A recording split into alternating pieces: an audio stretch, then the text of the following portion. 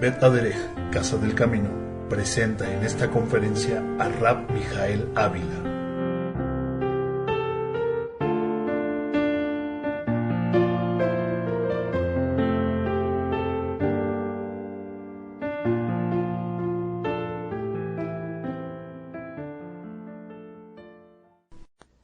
Shabbat Shalom desde la sinagoga Bet Aderech en la ciudad del Distrito Federal.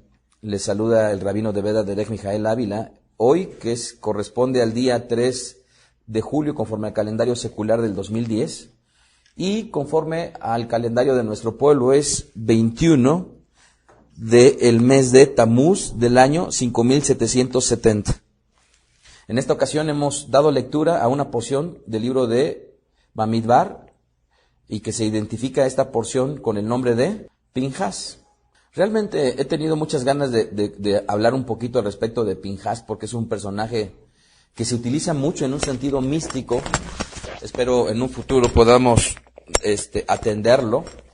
Pinhas se emplea mucho en una área mística judía que se le conoce como Kabbalah. Y les platicaba yo hace ratito que prácticamente la intención que hemos tenido durante todos estos años en Bet Aderech es no tanto el tener como un propósito que una persona o que una familia crezca, sino nuestro propósito es hacer que una Keilah se desarrolle, se desenvuelva. En ese sentido, amados, habrá tanto miembros de Bet Aderech como familias en Bet Aderech que por tener su propia libertad podrán desenvolverse de la manera como ellos así lo crean conveniente. Sin embargo, dentro de lo que vendría a ser Bet Aderech, tenemos nosotros la prerrogativa de marcar ciertos lineamientos. Y el día de hoy, curiosamente, voy a hablar de dos temas que dan para mucho. Espero que puedan ustedes tener la libertad de preguntar. Es más, si quieren en esta ocasión interrumpirme, pero hacer no tanto exposiciones, sino preguntas muy breves, con el objetivo de que, no obstante que me interrumpan, pueda seguir el orden de la grabación. Ahorita voy a hablar de un tema que he titulado ¿Quién es judío? ¿Quién es judío? Y en la tarde traigo el cañón para exponer un tema que igualmente se presta mucha controversia, y es al respecto de la Kabbalah. Kabbalah. Y voy a hablar de estos dos temas. Básicamente, amados, yo considero que en Bet Aderech nunca hemos obviado algún tema o tratado de acallar algún tema o algo, sino más bien siempre los hemos tratado de enfrentar, y un buen ejemplo sería cuando ustedes han tenido la libertad de venir y cuestionarnos de una manera directa. Sin embargo, hay temas de los cuales no necesariamente porque los sepamos vamos a poder difundirlos. ¿Y por qué no? Porque muchos de ellos, obviamente en la medida que se difunden, tiene que ir de la mano con quién está como ente receptor. ¿Sí me explico? Y si nosotros estamos hablando de que no estoy hablando a una persona que puede estar muy crecida en Bet Aderech en algún área, no por ello puedo decir todos estamos crecidos. Y por lo tanto nuestra obligación es respetar el marco en el cual la gente pueda tener un grado de desenvolvimiento y de madurez. ¿Me estoy explicando? Y de la misma manera como cuando a los que venimos de una generación en la cual todavía existía cierta disciplina, estoy hablando como nación, en donde los padres, ¿cuántas veces no les tocó que dijeran, si iban a hablar algún tema relacionado con poquitito que tuviera que ver con la sexualidad, ¿qué hacían? Se callaban. ¿Es correcto o no? Se callaban y no decían nada. Y si iban a ver una película, imagínense una película que pasaban en la televisión a determinada hora, en donde salía Sasha Montenegro, ¿qué ocurría? Pues obviamente a los niños de ninguna manera los dejaban ver. Hoy en día el mundo, y México particularmente, está cambiando. Ya los niños ya ni siquiera se dan el privilegio como antes, que les tapaban los ojos. Ahora a los niños ya los dejan ver, lamentablemente, todo. El problema fundamental es que ahora que las generaciones siguen creciendo, no estamos considerando quién es el destinatario del comentario, o en este caso de la información. De tal manera que si a nuestros hijos los educamos de una manera adecuada, desde luego que tenemos que cuidarnos qué palabras decimos enfrente de ellos, qué conflictos tal vez matrimoniales no los exponemos ante ellos, porque es parte de nuestro cuidado. Y por ello, amados, en Bet Aderech no es diferente.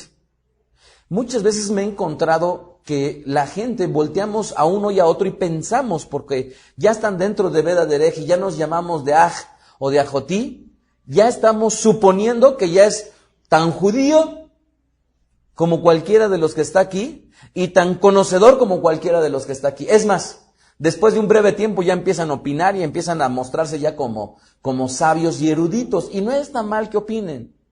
El problema que muchas veces tenemos justamente radica en el hecho de tratar de entender cuál es el destinatario de la información.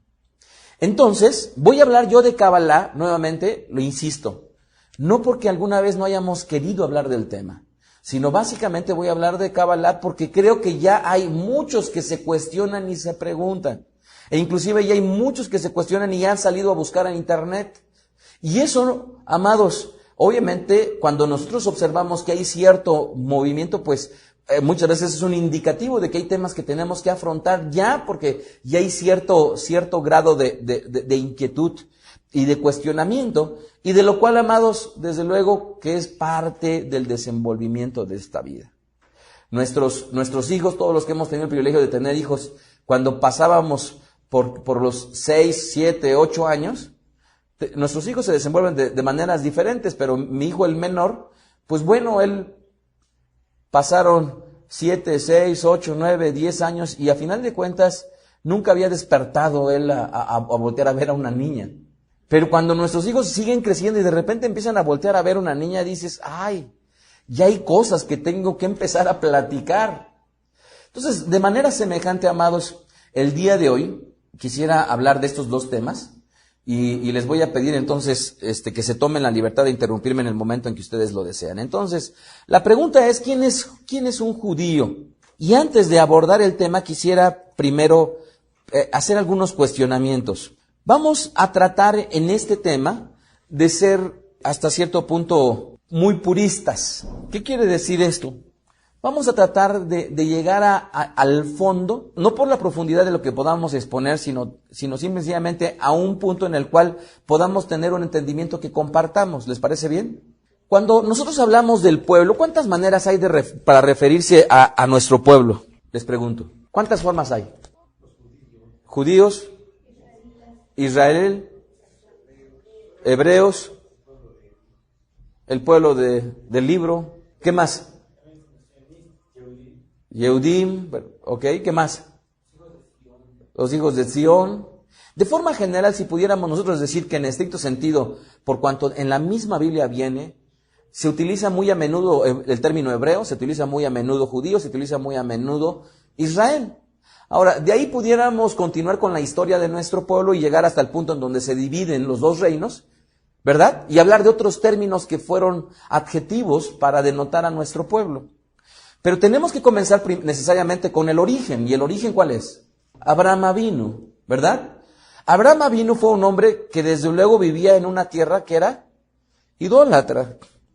Y fue un hombre que desde la perspectiva de cualquier ámbito de conocimiento pudiera ser identificado como un gran filósofo. No sé si estén ustedes de acuerdo con ello o no. Esto es, visto desde afuera, más allá que un hombre religioso, puede ser visto sobre todo como un gran filósofo. ¿En qué sentido un gran filósofo? Porque fue una persona que en ese momento estaban acostumbrados a todos a tener múltiples dioses, y él a final de cuentas empezó a cuestionarse, ¿verdad? Al respecto de la creencia de los dioses. ¿Y cuántos hemos escuchado aquella narrativa en nuestro pueblo, verdad? Que teniendo a su padre, siendo una persona que se dedicaba a modelar lo que vendrían a ser ídolos, ¿verdad? Y alguna vez sale su padre y tenían ídolos de varios tamaños y dejó a cargo a Abraham, ¿verdad? Y recuerdan esa anécdota en donde agarró el palo a Abraham y comenzó a destruir a todos los demás ídolos de menor envergadura y al más grandote le puso el palo, ¿verdad? Y cuando llega el padre le pregunta, oye, ¿pero qué pasó? Es que él se echó a todos los demás. Necesariamente tendríamos nosotros como pueblo que remontarnos justamente a Abraham Avinu, ¿verdad? ¿Por qué? Porque él es el padre de nuestro pueblo. Y es justamente en Abraham Avinu, como le llaman, ¿cómo? Justamente Abraham, el hebreo, ¿verdad? Y dice Bereshit 14:3, y vino uno de los que escaparon y lo anunció a Abraham, El hebreo, dice, le anunció a Abraham el hebreo. ¿Qué significa Abraham? Perdón, ¿qué significa hebreo? El que vino del otro lado, ¿verdad? El del otro lado. Eso es lo que significa literalmente la palabra Abraham. Ahora, para que nosotros podamos crecer, amados, no hay otra alternativa más que romper moldes. ¿Y qué quiere decir romper moldes? Tratar de cuestionarnos las cosas, ¿verdad? Y a través de esos cuestionamientos fue como Abraham Avinu llegó justamente a enfrentarse a un eterno, que era el todopoderoso y el que había creado todo. Ahora, ¿por qué romper moldes? Porque Abraham Avinu fue una persona que rompió un molde. Moshe fue otro, ¿verdad? ¿Están ustedes de acuerdo o no? ¿Y quién más? Rabbi Yeshua, pero por supuesto que fue otra persona que vino a romper moldes. Y así pudiéramos pasar, ahorita leímos al respecto de Elisha, de Eliyahu, ¿verdad? Leímos de varias personas que pudieran ser consideradas como aquellas personas que rompieron moldes. Ahora, mucha gente piensa que las cuestiones que tienen que ver con la Biblia y con el judaísmo o con su religión que tengan que ver con la Biblia, piensa que todas las cosas que están ahí fueron lo primero de lo primero. Yo les pregunto, ¿el primer idioma fue el hebreo? No. Si nosotros vamos a la arqueología, podemos ver que tienen otros idiomas, un resguardo histórico todavía superior a la Shona Kodesh, a la lengua hebrea, a la lengua santa. Ahora, ¿pudieran decir que la primera ley que se escribió, que se redactó en escrito, es la Biblia? Tampoco. Existe tan solo el Código de Hammurabi muchos años antes de la Biblia. La primera religión, judaísmo, pero por supuesto que no. Hay otras tantas religiones que se remontan a tiempos todavía anteriores. ¿Qué quiere decir esto, amados? Que mucha gente al pensar que la Biblia es lo primero de lo primero, ya inmediatamente piensan todo fue su origen ahí, y sin embargo no es así. Entonces, Abraham Avinu fue un personaje que se cuestionó, y en esta semana me preguntaban, ¿qué acaso fue el primer monoteísta? Ahora, la pregunta, ¿fue el primer monoteísta? ¿No? La historia habla de que un faraón ya había practicado monoteísmo antes que Abraham. Ok, ¿fue el primer monoteísta? Dice por ahí Yeshua que no. ¿Alguien más? ¿Tú qué piensas, Moshe? ¿Shared Ariel? No, pero es que sí la tenemos. Hagan memoria de las Sagradas Escrituras. No, y digo tan solo Adán, estamos hablando no nada más de Adán, sino Noah que construye el arca, pues entonces ¿con quién se relaciona? ¿Sí se dan cuenta?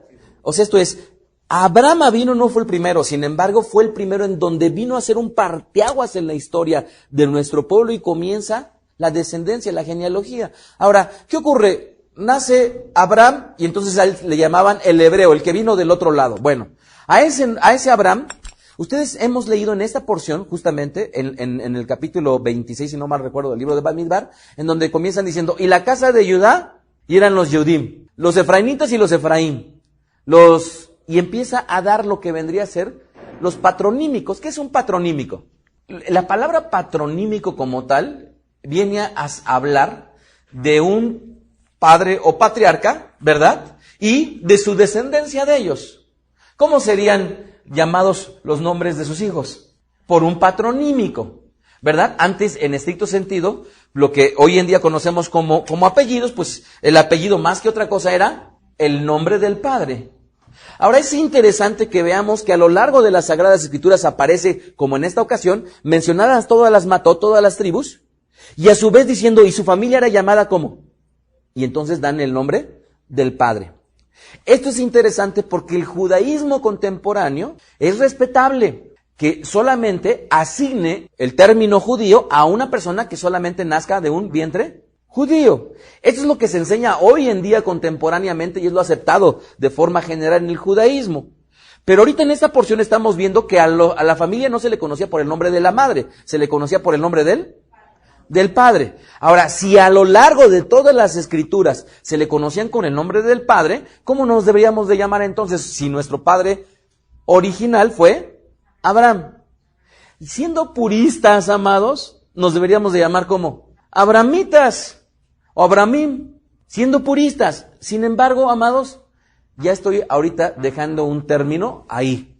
Ahora, si a él se le llamó el hebreo, a nuestro pueblo se le llama hebreos. Otra posibilidad de llamarnos ¿Estamos de acuerdo? ¿Por qué se le llama Israel? Porque Abraham tiene, ¿a qué hijo? Un hijo. ¿De nombre? Yitzhak. Y Yitzhak tiene a Jacob. Y Jacob tiene 13 hijos. Entonces, de Jacob comienzan las 12 tribus de Israel y se constituye como pueblo. Entonces, ¿cómo nos podríamos llamar también? Cualquier cosa relacionada con Jacob, ¿verdad? Porque escrituralmente hemos leído, o sea, esto no es un invento de Moshe. El Eterno decidió, dice, llámales a la tribu de tal, y entonces todos ellos serían llamados conforme a su patronímico. Era su apellido, el equivalente de su apellido. Entonces nos podríamos llamar desde abrahamitas, pasando por ¿qué? O sea, lo más purista de lo purista, amados, ¿están ustedes de acuerdo con que no hay más? O sea, llegar hasta el origen, ¿cuál sería? Abraham. Eso es lo más purista de los puristas. Pero la pregunta es, ¿Abraham era un hombre judío? No, porque existió el término muchos años después. Sí, porque a final de cuentas es el padre. Pero siendo puristas, ¿Abraham era judío? No. O sea, porque no se puede tener el respaldo histórico para poder demostrarlo, porque eso nace muchísimo tiempo después, ¿correcto? Entonces, ¿Abraham qué era? Pues de acuerdo al concepto contemporáneo judío, era un gentil. ¿Estamos de acuerdo? Ok, no estoy definiendo nada más estoy poniendo ideas al aire. ¿Sí me explico? Nada más estoy poniendo ideas al aire.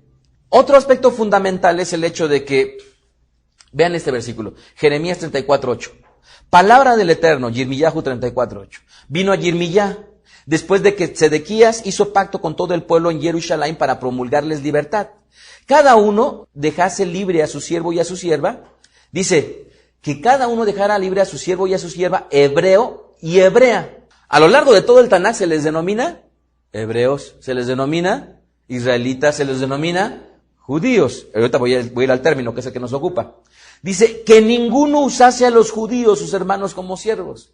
Está intercambiando el término hebreo por el término judío. Hay un personaje muy interesante, es un doctor. Este doctor escribe un artículo que hace algunos años tuve la oportunidad de leerlo. Este doctor se llama Abraham J. Eichel. Abraham J. Eichel. Y él tiene una disertación al respecto de lo que vendría a ser el término judío. Él dio una conferencia en el Comité de Educación Judía en la ciudad de Nueva York, y de ahí redactan un libro que se le conoce hoy en día con el nombre de Insecurity of Freedom, Essays on Human Existence. ¿Qué quiere decir esto? La inseguridad, ¿de qué? De la libertad, y un ensayo de la existencia humana. Y él hace una pregunta. ¿Los judíos son una raza, un pueblo, una religión, un ente cultural, un grupo histórico, una unidad lingüística? Otra vez. ¿Los judíos son una raza? Vayamos a ese término, ¿una raza? ¿Sabían ustedes, amados, que dentro de los dos grupos, nuevamente, no voy a profundizar, voy a dar ideas nada más. Dentro de los dos grupos importantes en los cuales se divide nuestro pueblo, no hablando desde un punto de vista religioso, sino desde un punto de vista necesariamente étnico, están los judíos sefaradí y los judíos ashkenazim. Correcto.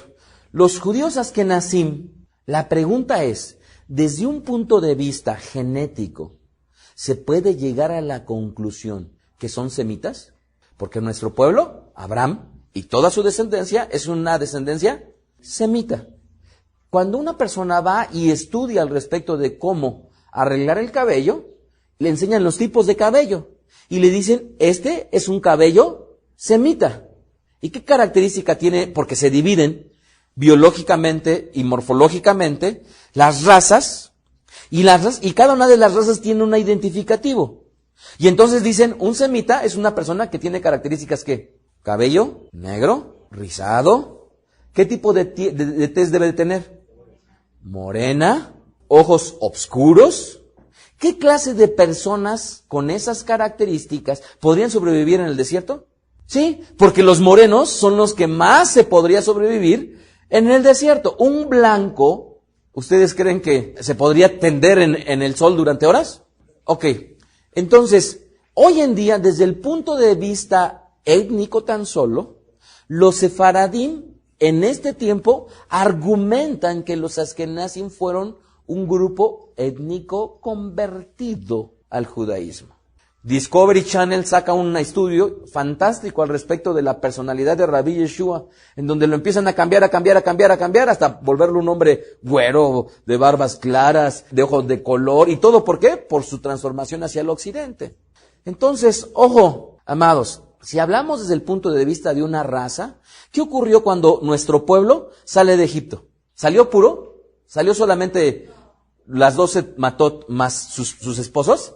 Escrito está, y lo hemos leído una y otra vez en la Perashá. ¿Salió con quiénes? Con un grupo de egipcios. Y de hecho, esos grupos de egipcios a la postre le importunaron a Moshe. No sé si hayan prestado atención a una Perashá en donde lo dice.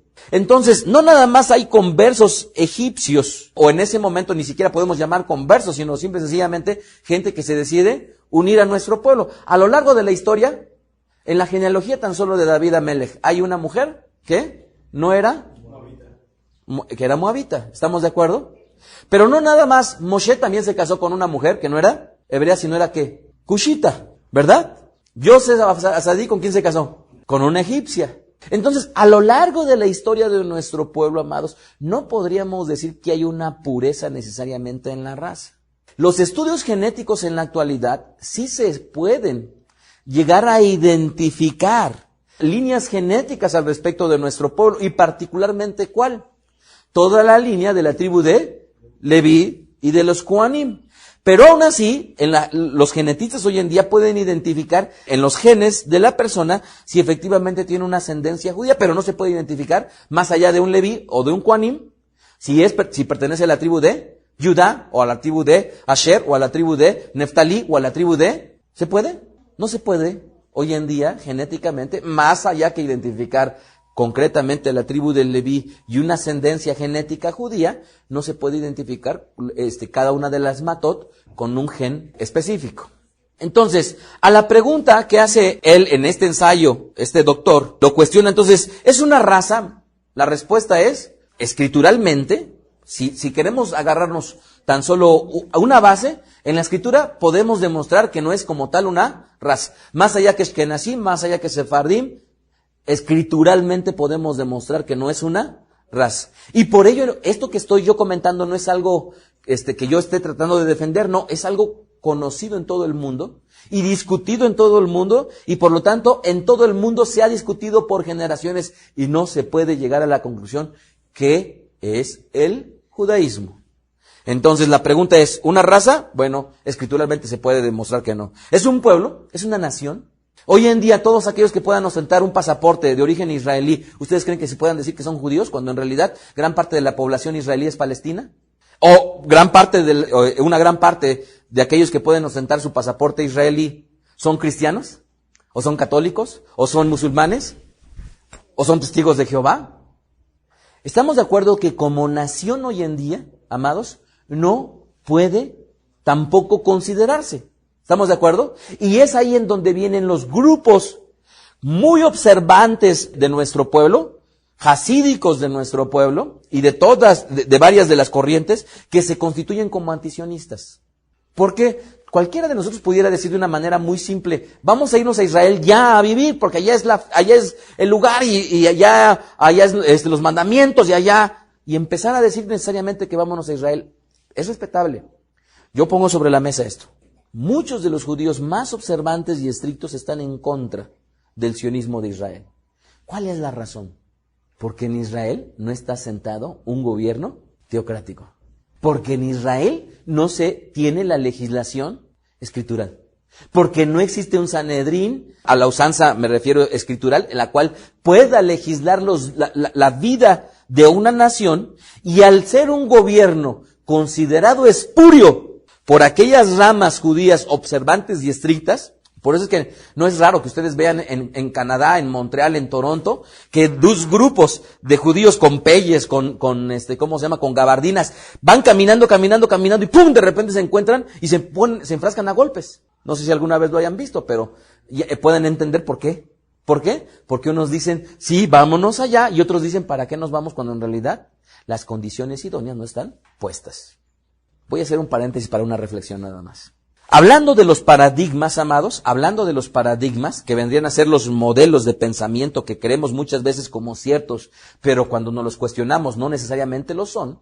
Muchos de los que pudiéramos estar aquí, y estoy abriendo un paréntesis, muchos de los que pudiéramos estar aquí, pudiéramos decir, bueno, pues es que el día que mi esposo se levante a hacer todos los rezos, ese día va a ser nuestra vida diferente. Y el día que tenga a mis hijos conmigo, y hablamos muchas veces de una vida necesariamente perfecta, ¿verdad? Y estamos ambicionando una perfección.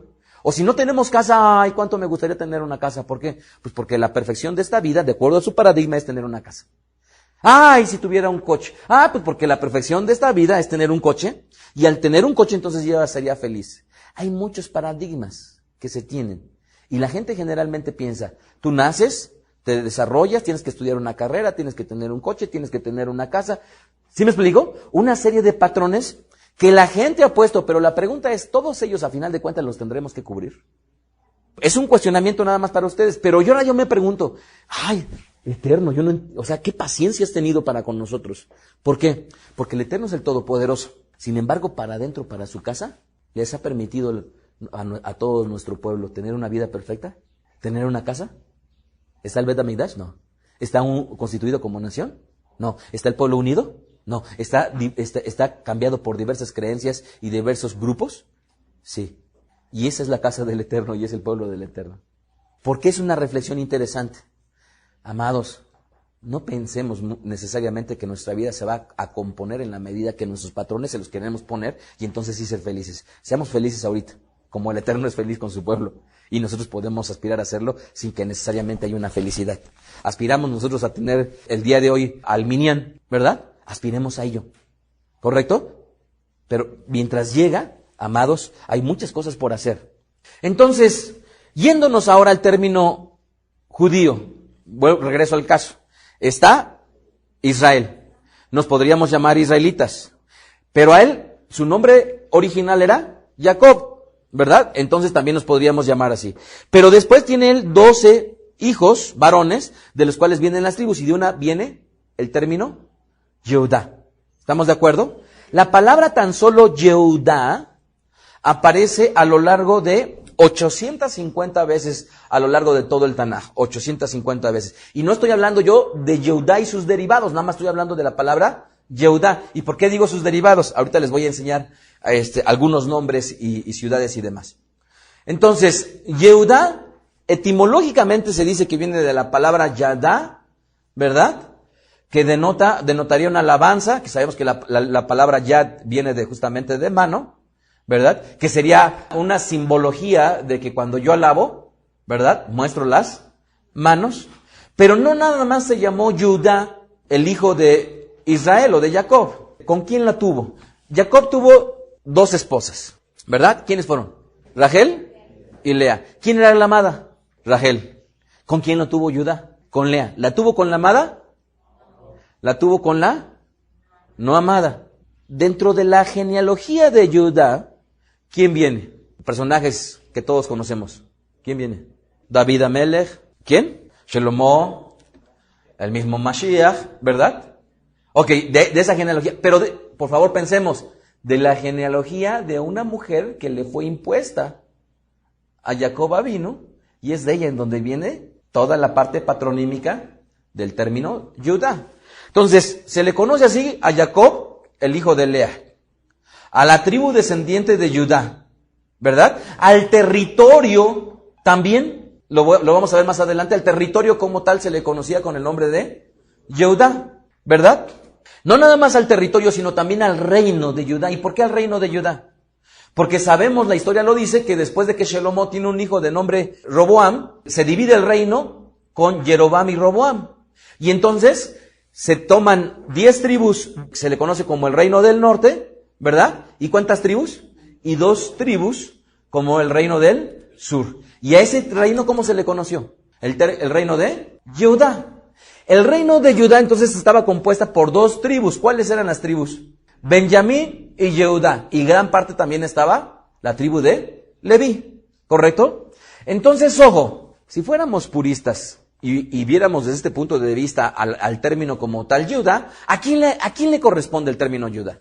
En estricto sentido, así como dijéramos, nos correspondería a Abraham, ¿a quién le correspondería el término Judá? A los descendientes de Judá, ¿verdad? Ahora, si yo saliera ahorita a Polanco y de repente voy tocando y le digo a uno, ¿tú eres judío? Pues, ¿qué no me ves? ¿Tú eres judía? Pues, ¿qué no me ves? Y si yo le dijera en un término netamente purista, ¿tú eres de la tribu de Judá? ¿Me podría decir sí? No hay un solo hombre y mujer en medio de nuestro pueblo que pueda decir soy de Judá. ¿Por qué? Porque la pureza de las tribus, lamentablemente, con el devenir del tiempo se perdió. Ahora, vamos más allá.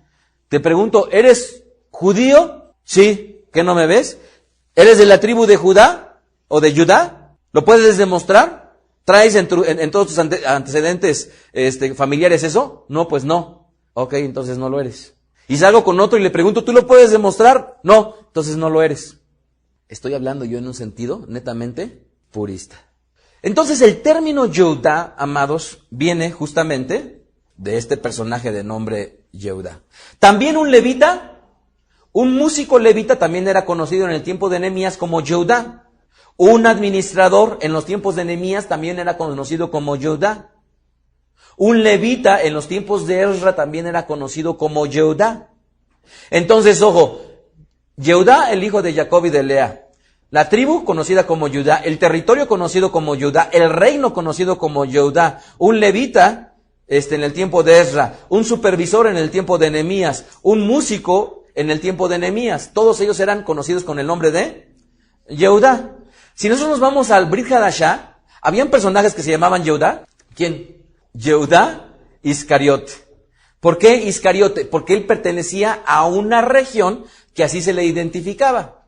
De hecho, Rabbi Yeshua, ¿cuántos talmidim tuvo de nombres Jehudá? ¿Y cuántos hermanos tuvo con el nombre de Jehudá?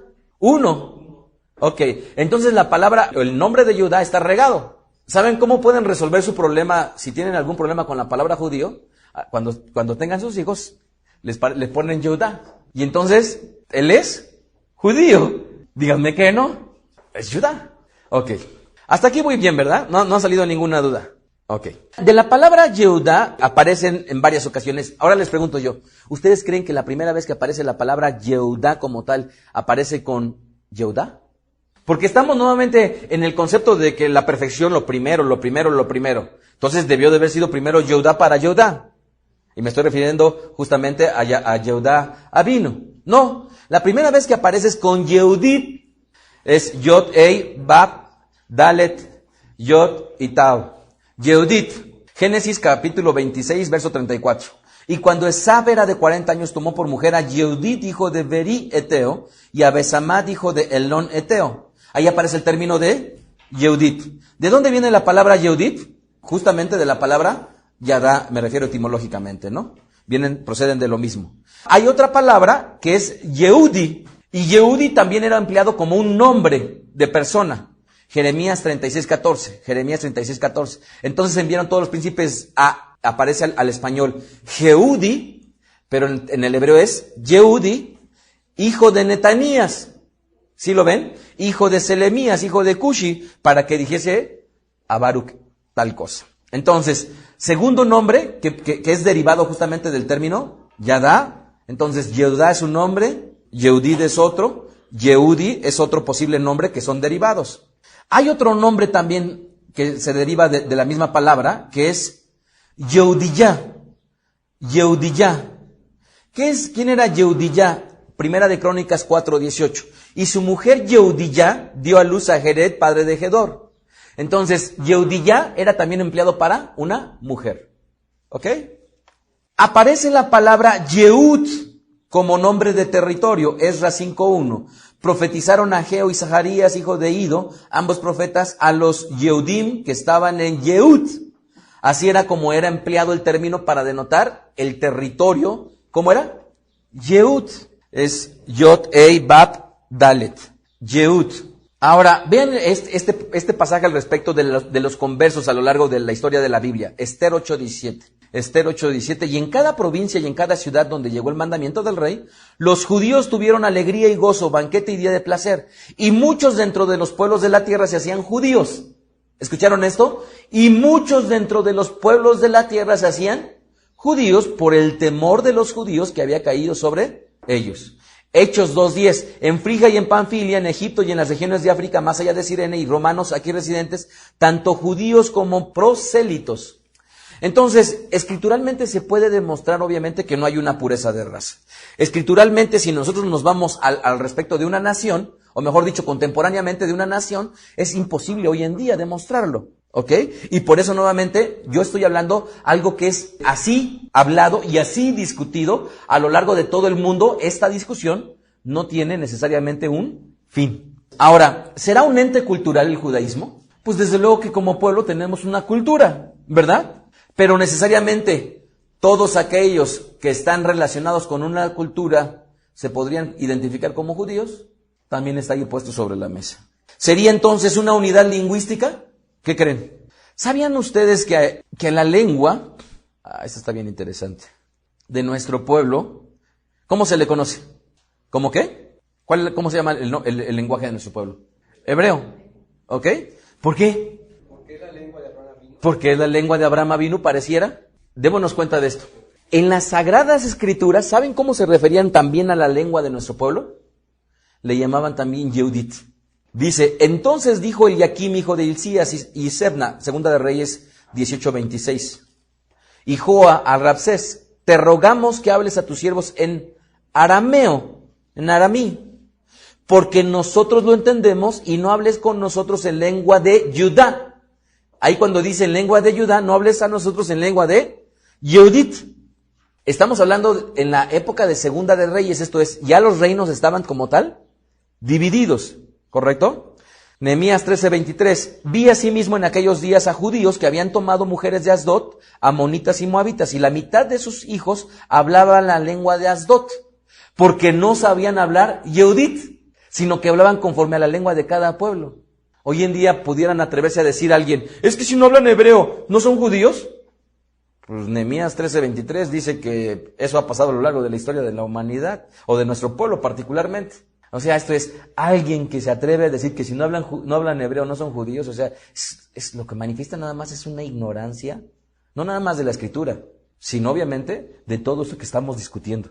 Entonces, la mitad de nuestro pueblo hablaba la lengua de Asdod y la otra mitad no sabía hablar Yehudit. Bien, Betlehem era una ciudad asentada ¿en dónde? En Yehudá, en el territorio correspondiente a Yehudá. Dice el libro de Matitiajo 1:1. Libro de la genealogía de Rabí Yeshua, hijo de David, hijo de Abraham. Abraham engendró a Yitzhak, Yitzhak a Jacob, Jacob a Judá y a sus hermanos. ¿Sí lo vieron hasta ahí? Es Abraham, Yitzhak, Yitzhak, Jacob, Jacob, Judá. Esa es la genealogía, así es como comienza. Y por ello entonces, Rabí Yeshua pertenecía a la tribu de Judá. ¿Qué hay con todo esto que estamos comentando? A lo largo de las Sagradas Escrituras, amados, nosotros desde luego que pudiéramos encontrar infinidad de situaciones para poder seguir hablando al respecto del término, al respecto de los exilios, porque está muy relacionado con esta parte fundamental. Por ahí del siglo 7 antes de la era, se da que las 10 tribus son exiliadas y se pierden. En el siglo 6 antes de la era, es cuando nuestro pueblo es exiliado a Babilonia. ¿Qué pueblo? Ojo, ya le estoy hablando ya de 2 exilios diferentes. Pero ya les mencioné, ya les hice la aclaración, que en el siglo 7, el reino del norte es cuando históricamente se sabe que se pierde. Esto es, todas las tribus correspondientes a Asher, a Neftalí, a todas las que pudiéramos estar mencionando. ¿Ok? Y después permanece todavía un siglo más el reino del sur, y después viene el exilio a Babilonia. 6 siglos antes de la era. ¿Correcto? Y después de ese exilio en Babilonia, ¿verdad? Que hay varias hegemonías, está Ciro, ¿verdad? Ustedes lo recuerdan, está el mismo rey de Babilonia, después está Ciro, ¿verdad? De ahí viene Alejandro el Magno. Es una historia muy interesante que bueno sería que le echáramos un vistazo, porque es consecutivo uno y otro, ¿verdad? Pero estando Ciro, le es anticipado a nuestro pueblo que sería liberado y vuelve justamente a reconstruir el Santo Templo. ¿Estamos de acuerdo? Pero gran parte de nuestro pueblo se sigue quedando, ¿en dónde? En Babilonia. ¿Y por qué Babilonia es importante? No nada más porque en aquel entonces gran parte de nuestro pueblo se quedó, sino porque en la historia de nuestro pueblo volvió una y otra vez. Tan es así que hoy en día se conoce no como un Talmud, sino hay 2. Y no porque existan en el estricto sentido dos, sino porque el Talmud se divide ¿en dónde? ¿En qué? En la Mishnah y en la Gemara. La Mishnah es la misma, pero la Gemara la marca ¿qué? Si es el Talmud de Babli o si es el Talmud de Yerushalmi. Son dos corrientes filosóficas que explican las Sagradas Escrituras y la práctica de vida de nuestro pueblo. Y con esto me remito a una explicación importante. Tenemos nosotros ahorita a Yoshua como médico. Párate, por favor, Yoshua. Bebacachá, acompáñame aquí. Aquí está Yoshua, que es médico. Va a decir, no, es mi hermano, yo no. Pero ahorita nos va a ejemplificar a un médico, ¿correcto? Es un área de conocimiento la medicina. Ahora tenemos de este lado a Jacob. Por favor, pasen aquí, Jacob. Él es nutriólogo, ¿ok? Nutriólogo. Pásenle aquí está bien. Ahora tenemos a Immanuel. Pase aquí, por favor, Immanuel, denle un aplauso. Ya están todos dándoles el aplauso. ¿Quiere ponerse de aquel lado, por favor? Él es psicólogo, ¿ok? Ok, entonces tenemos a un psicólogo, tenemos a un médico, tenemos a un nutriólogo, ¿correcto? Ahora vamos a pasar al rabino Ariel. Él es un líder religioso. Pase por acá, por favor. Ya está aquí, ¿correcto? Entonces, ahora yo me voy a ostentar como filósofo. ¿Les parece bien? Entonces, ¿qué tal? Buenas tardes. Yo soy el licenciado en filosofía y puedo dar una explicación. Ahora aquí tenemos a un líder religioso, ¿verdad? Y ahora tenemos a un nutriólogo, tenemos a un médico y tenemos a un psicólogo. ¿Tiene que ver algo el psicólogo Immanuel con Yoshua como médico? ¿Tiene que ver algo? ¿Cuál es la rama? ¿Tiene que ver algo o no? ¿La medicina es la rama? Bueno, hay una rama que es la medicina y pudiéramos ir ambas son profesiones. ¿Estamos de acuerdo? A ver, pero aquí está el líder religioso. ¿El líder religioso tiene que ver algo con el nutriólogo? No, ¿verdad? Aparentemente no. ¿O sí? La alimentación que sea. Sí, digo, no me refiero en una relación, sino me refiero como áreas. Esto es, si ahorita dijéramos, vamos a agruparnos como grupos. Ahora, sepárense, pónganse con quien les toca. ¿Con quién te tocaría a ti estar? Immanuel, ¿a ti con quién te tocaría estar? ¿Con el médico? Ok. ¿Y tú? Ahí quédate solito. ¿Y yo? Filósofo, aquí están. Entonces, aparentemente ellos tres están aglutinados en un grupo. Y ese grupo pudiéramos llamarle o profesión, o una carrera, o ciencia. Ahora, vamos a juntarnos ahora, todos hagan un grupito los científicos. Y entonces yo me quito, yo soy filósofo. Los científicos, los que están amparados por la ciencia. Por la ciencia. No por la ciencia nada más, me refiero a la ciencia desde la perspectiva científica, como práctica, sí. ¿Quién sería? ¿El psicólogo podría decir es que a mí me ampara la ciencia? No. ¿Quién solamente? Yoshua. Aquí está. ¿Sí se fijan? Él es el científico, porque está amparado por la ciencia. Yo como filósofo pudiera decir, yo también soy científico. Pero a final de cuentas, la ciencia humana, a final de cuentas, no me reconocería como parte de la ciencia. Si se dan cuenta, ahorita nos estamos juntando. Ahora, vamos todos con todos aquellos que tienen que ver con el saber humano. Con el saber humano. Bueno, pues ahora entonces diríamos todos. ¿Estamos de acuerdo? Porque cada uno de nosotros tenemos un saber. Ahora, ahí viene lo interesante, amados. Cada uno de nosotros somos representados por algo que es importante. ¿Y saben qué es? Una ideología. Más allá que Yoshua se ostente como científico, ahora ya no dejamos, ya no es médico, ahora es científico. Se dedica a la ciencia literalmente. Es un físico, ¿cómo se llama? Y como físico hace una serie de experimentos en el laboratorio y demás. Ahora ya él es científico. ¿Correcto? Les pregunto yo, ¿hay algo que nosotros tenemos en común? Y que es una ideología. Ahora Immanuel es el médico. Immanuel como médico, les pregunto yo, ¿el médico de hoy es el mismo médico Lucas que apareció en el Brit Hadashah? Y sin embargo, ambos pudieron haber dicho, nosotros sí estamos amparados por la ciencia. ¿Pero la ciencia ha cambiado? ¿Sí? Immanuel como filósofo, ¿ustedes creen que la filosofía ha cambiado? ¿Sí o no? Jacob como nutriólogo, ¿ha cambiado? Antes no comas huevo, ahora come huevo, ¿verdad? Antes pues no comas carbohidratos, ahora come pero no comas mucho. Todos ellos han cambiado, ¿estamos de acuerdo? ¿Sí o no? ¿Qué es lo que tenemos en común entonces nosotros cuatro? Hay algo que tenemos nosotros en común. Que por mucho que uno se ostente como ciencia y diga, la ciencia me respalda, la ciencia ha venido cambiando. ¿Sí estamos de acuerdo? Y cada uno de nosotros tenemos una ideología que es la base de nuestra creencia, por mucho que tengamos una separación. Entonces, él como nutriólogo, a final de cuentas, aunque le enseñaron los maestros y algunos de ellos fueron científicos, a final de cuentas como nutriólogo él tiene una idea. Y esa idea, a final de cuentas, es la que da razón de su desenvolvimiento. ¿Estamos de acuerdo? Ahora, el problema fundamental es uno. En fechas recientes se han hecho algunos estudios en una rama que se llama la neurología, ¿correcto? Los voy a tener aquí todavía tantito nada más porque nos sirve para ilustrarlo. La neurología, en un uso que le dieron desde la perspectiva del marketing, emplearon $7 millones para hacer un estudio relacionado con el marketing. El personaje, Martin Lindstrom, que fue la persona que guió este estudio, juntó estos recursos y entonces se basó en 2 aparatos. Uno, la resonancia magnética funcional, que es un equipo enorme, en donde cuando meten a la persona pueden ver el flujo de sangre y el flujo de oxígeno en el cerebro cuando está pensando, diciendo o viendo algo, ¿correcto? Y el otro equipo se le llama la tipografía de estado estable.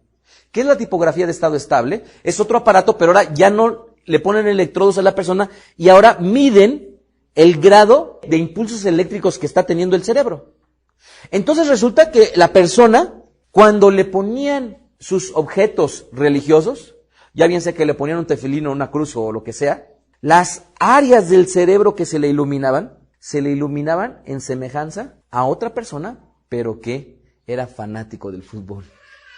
De tal manera que cuando le ponían a un líder religioso o a alguien religioso, se le iluminaba una parte del cerebro, y esa misma parte del cerebro se le iluminaba cuando le ponían un jugador de fútbol. A otra persona, sí, por supuesto, gracias por la aclaración, sí. ¿Qué quiere decir esto? Que llegó a la conclusión, en este estudio, que los comportamientos religiosos eran semejantes a los comportamientos del fútbol, de los fanáticos del fútbol. De forma común, ¿qué se habla? No hablemos de política, no hablemos de ¿qué? De religión, y no hablemos de fútbol. ¿Qué tienen en común estas 3 cosas? Una ideología. ¿Esto qué quiere decir? Que ahora ya puede ser el futbolista y él puede ser político, ¿verdad? Y ahora yo religioso. ¿Por qué ahora podemos ser cada uno de nosotros un área? Porque lo mismo, nada más nos estamos intercambiando. A final de cuentas, lo que tenemos como base es una ideología. ¿Sí están pensando, sí lo están viendo o no? Una ideología está basada en ideas, ¿correcto? Una ideología está basada en ideas. Ahora les pregunto yo, si yo le dijera a Immanuel, está mal que pienses lo que pienses, ¿estaría bien yo? ¿Es un derecho pensar lo que quiera, Immanuel? ¿Sí o no? ¿Es un derecho? ¿O alguien puede decir que no? En muchos grados de socialismo, en algunos extremos quisieron decirle a la gente, no piensen lo que piensen, vamos a pensar todos juntos. Pero el pensamiento, por mucho que quieran encarcelarlo, ¿pueden quitarlo? El pensamiento es un derecho de todas las personas. ¿Estamos de acuerdo? Ok. Al ser un pensamiento de todas las personas, ¿qué quiere decir? Aunque nos hemos tratado de dividir, amados, y a la religión nunca la asociamos con o la medicina, o lo nutriólogo, o con la política, pero la política, la religión, una, entre comillas, ciencia, todas ellas tienen una base ideológica. ¿Y su desenvolvimiento cómo es? En base a una idea, a un conjunto de ideas. Entonces, el médico lo tiene enfrente a la persona y le va a recetar ¿qué? En base a su ideología. Y hoy puede recetarle ¿qué? Un paracetamol y después sale un comunicado. El paracetamol no es bueno recetarlo para cuando tengas esta enfermedad. Y entonces, ahorita lo recetó porque su ideología le decía receta paracetamol y ahorita no, porque ya me dijeron que no. Nosotros como religiosos, ahorita, como judíos, pónganse kipá. Pero hace 100 años no había kipá. ¿Por qué ha cambiado eso? Hace algunos años, pónganse o un shetel o cualquier cosa. Y ahora, no. ¿Por qué no? Porque a final de cuentas, era una ideología que sostenía que la forma en cómo se desenvolvía la persona. Y ahora han pasado los años y sigue siendo una ideología. Aunque no nos demos cuenta, amados, y nunca hayamos podido tener una coincidencia entre un médico y un religioso, en estricto sentido un médico es alguien que está amparado bajo un conjunto de ideas y yo también. Ahora yo les pregunto, de todos los que estamos aquí, aunque nos hemos intercambiado de términos, ¿hay alguien que haya demostrado ser la mera neta del planeta? Incluido los religiosos, hace ratito Rabino Ariel y hoy en día yo. ¿Alguien ha demostrado? ¿Hay alguna sola religión, amados, que haya demostrado que es la mera neta del planeta? Y perdón por usar el término. Pero si hay alguna rama de estas del conocimiento que haya demostrado que es una verdad absoluta y contundente, ¿no? ¿Sí o no? ¿No o sí? ¿Alguien piensa que sí? ¿Hay alguna que de todas estas corrientes que hayan demostrado que tienen la verdad absoluta y única? No, todos estaríamos ahí. ¿Y cómo lo demuestro? Porque efectivamente, si hay una área del conocimiento que hayan demostrado la única y suficiente y efectiva ideología, entonces ahí todo el mundo estaríamos. Pero ninguna hasta este momento ha demostrado absolutamente nada. Entonces lo que nos divide a nosotros es lo que pensamos. Y lo que pensamos es una libertad que todo el mundo tenemos. ¿Estamos de acuerdo? Ahora entonces yo me volteo y le digo, Jacob, ¿tú qué religión tienes? ¿Qué haces en tu religión? Voy a utilizar el término religión, aunque si a alguien le incomoda, discúlpeme, pero bueno, para englobar algo, ¿no? ¿A qué te dedicas tú? ¿Qué haces en tu religión? Dímelo así, 5 cosas que haces en tu religión, rápido. Adoramos al Eterno. Ajá. Aprendemos Torah. Ajá. Amamos al prójimo. ¿Sí? A ver, Sharet, por favor. Ya va a empezar con... Sí, no. A ver, venga, Sharet. ¿Qué haces en tu religión? Hago los rezos. ¿Haces rezos? Aprendo hebreo.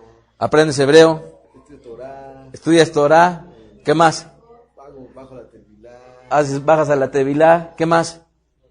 5 a fuerzas. Sí. Guardas Shabbat, guardas fiestas, esto, lo otro y aquello. ¿Estamos de acuerdo? ¿Sí o no? Es lo que él me puede decir que es la práctica de su vida. Ahora yo le digo, vengo yo a censar. Y entonces censo. A ver, señor Jacob, dígame usted, por favor. ¿Cómo se llama su religión? Y me dice, ¿cómo? Me acerco con él. ¿Cómo? Y me dice el mundo de Tribilín. Es el mundo de Tribilín. ¿Por qué? Pues porque así le decidió llamar el mundo de Tribilín. Y entonces le digo, ¿y ahora qué es el mundo de Tribilín? ¿Y qué haces en tu religión del mundo de Tribilín? Platícame. 5 cosas rápidas.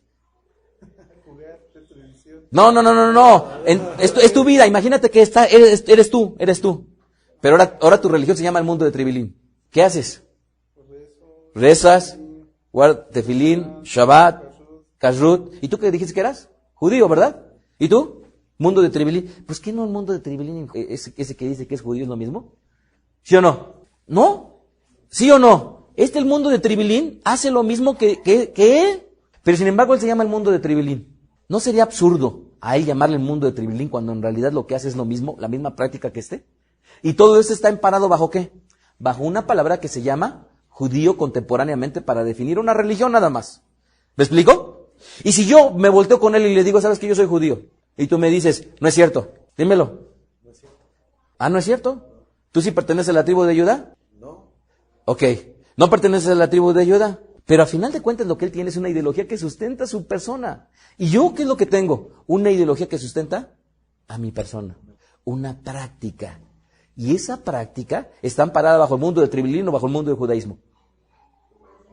Del mundo del judaísmo. Muchas gracias. Pasen por favor a sentar. Lo que he tratado de enseñarles, amados, es una cosa importante. Pensamos muchas veces que la medicina es diferente a la religión y en realidad no lo es. Pensamos que la política es diferente a la religión y en realidad no lo es. ¿Qué tienen como base todas ellas? Es una base de conocimiento. Algunas pueden demostrar más eficacia que otras, pero lo que es un conocimiento, una ideología. ¿Estamos de acuerdo? Una ideología. ¿Al judaísmo lo podemos conceptualizar como una raza? No. ¿Como una nación? No. ¿Como un pueblo? Pues no, porque podríamos decir que lo somos. Sin embargo, todos los que estábamos aquí a final de cuentas, estamos amparados bajo una ideología. Y esa ideología tiene su base sustancial ¿en dónde? En algo que hoy en día le llaman contemporáneamente judaísmo, pero que bien se le puede llamar Israel, pero bien que se le puede llamar hebreos, pero bien que se les puede llamar abramitas, pero bien, ¿sí me explico? Ya yéndonos en un término netamente purista. Pero más allá que eso, amados, más allá que eso, cualquier persona que a mí me diga, ¿tú estás mal en lo que piensas? ¿Ustedes creen que tenga ese derecho? ¿Tendrá una persona el derecho de decirle a otra, ¿está mal en lo que piensas? Pues a menos que sea mi hijo, que yo le diga, es que hijo, cambia tu forma de pensar y lo trate de convencer. ¿Sí me explico? Pero estará mal decir, pues por supuesto que sí, es irrespetuoso. Es irrespetuoso. ¿Ustedes creen que tratar de encarcelar a otros en mi verdad es bueno? ¿Sería válido? Que yo le diga, es que no, ¿por qué deja de llamarte así? ¿Por qué déjate de llamar? ¿Por qué? Porque yo lo digo, pues yo quién soy. Cuando en realidad yo lo que tengo es una creencia y tú lo que tienes es una creencia. Y si tú te quieres llamar el mundo de Tribilín, es respetable. ¿Por qué? Porque al final de cuentas es simple y sencillamente una creencia. Entonces, ¿quién es judío, amados?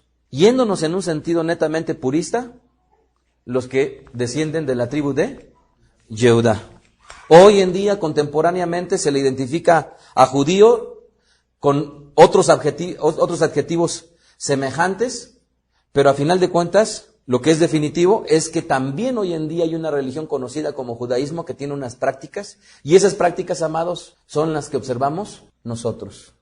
Así es que pudiéramos el día de hoy decir, ¿saben qué? Vamos a llamarnos abramitas, o vamos a llamarnos hebreos, o vamos a llamarnos, a final de cuentas, cuando lleguen alguien inocense, no vamos a poder decir que de Abraham es lo mismo que judaísmo, cuando en realidad ya existe un ente predominante que tiene las mismas prácticas que igual que nosotros tenemos. Con esto, amados, yo tenía una frase que decía en Twitter y la puse en Messenger, que dice así: ilusos son los que creen que el Eterno necesita defensa.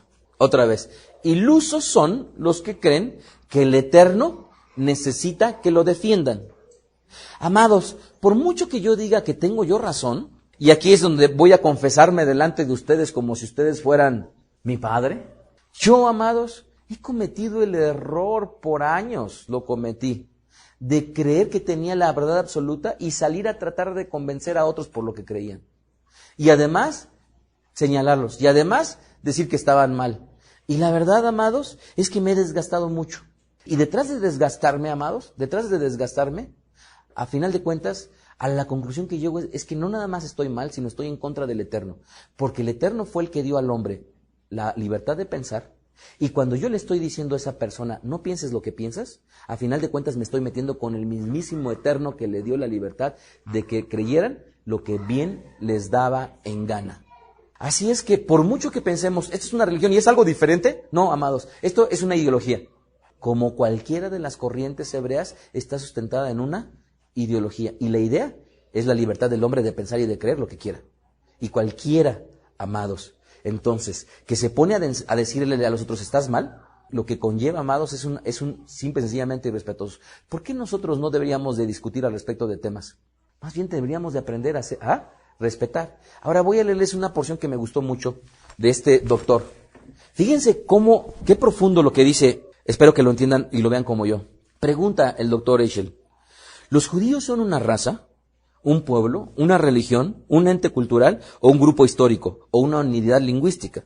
Y luego él dice, como si el único problema importante vinculado al judaísmo y la vida judía consistiera en la categoría sociológica a la que pertenecen. El hecho de protestar contra la tiranía de esta mentalidad, fíjense cómo lo dice, el hecho de protestar en contra de la tiranía de esa mentalidad y de destacar la importancia de otros problemas y enfoques, no implica subestimar el valor de la ciencia sociológica. Y aquí es en donde viene lo interesante. La intención que nos mueve es reclamar la igualdad de derechos para otras ciencias y perspectivas. ¿Vieron esto? La igualdad de derechos para otras ciencias y perspectivas. La de abogar por una democracia del pensamiento. Una democracia del pensamiento. La libertad de que todo el mundo pueda creer lo que bien le parezca.